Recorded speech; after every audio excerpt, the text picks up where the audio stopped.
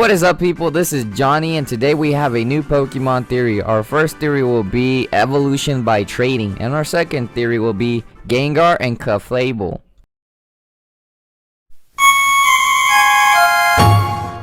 So I have two different theories for the evolution by trading. How is this possible that a Pokemon can evolve just by trading it to another trainer and getting it back? So one of my first theories is basically when a Pokemon feels like it's being left out and not being used as much anymore, and when it feels incompetent, these Pokemons will evolve by evolution. So it will gather strength for its new trainer, and the trainer that it's got to show its power to the other trainer. That's the reason why it's being traded, which is pretty obvious that some Pokemon, especially if they love their trainer, they'll feel like if they're being traded, they feel like a betrayal right there. And the other second theory is there are some Pokemons that have to require an item in order to evolve. Not necessarily, but there are definitely some Pokemon like the Electrive, I believe, or it's Electabuzz. It has a third evolution, which you put an item into it, and that Pokemon, you have to trade it in order for it to evolve. And that actually, well, my theory is that while it involves trading, like, this is like it could probably do like a reaction when the item is held by that Pokemon inside the Pokeball and going through like space or time or something, and then it reacts to the item, making it in order to evolve, which is pretty cool. And now necessarily this theory about trading it could react something, because there have been Pokemon such as Steelix, which evolves from Onix, that you have to have an item as well, but there has been Steelix in the wild that could actually evolve without the item, without a specific item. And in the series, as you may know, that if Onix eats a lot of iron, it could eventually become a Steelix without having to be evolved.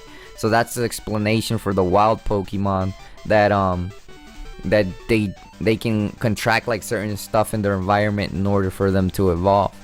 And Pokemon in the wild probably do end up getting a lot of experience points, and if they want to evolve.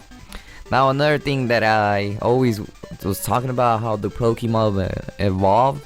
Well, simply, if the Pokemon wants to evolve and it has enough power and wants to show off its power, it will eventually evolve into the next Pokemon.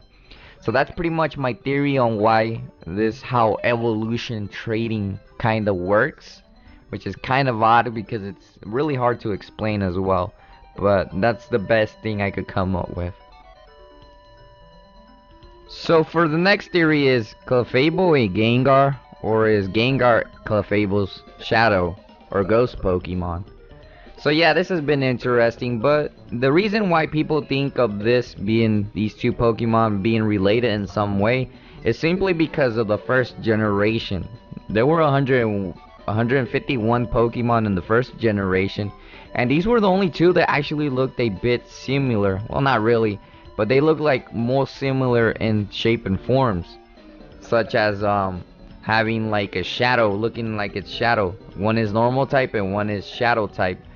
And there have been many reasons, because of the arms, the way the face looks. It's just a little different, of course, but yeah, they look kind of similar. If you look at the pictures, they both look kind of similar, and they actually does make a really good comparison when you compare both of them.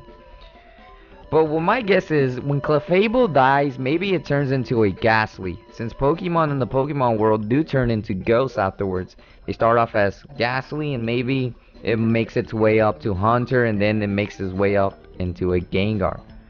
Or is Clefable, when Clefable turns evil, does the same go for it? It turns into Gengar as a ghost type Pokemon.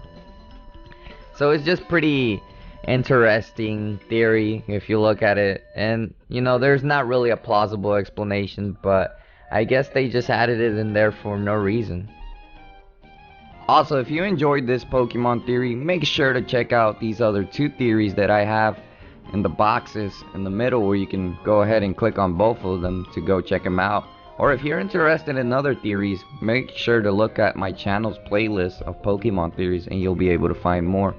Also, if you want to leave a suggestion for the next Pokemon theory, leave a comment and I'll look at it. And thanks for watching. Have a nice day.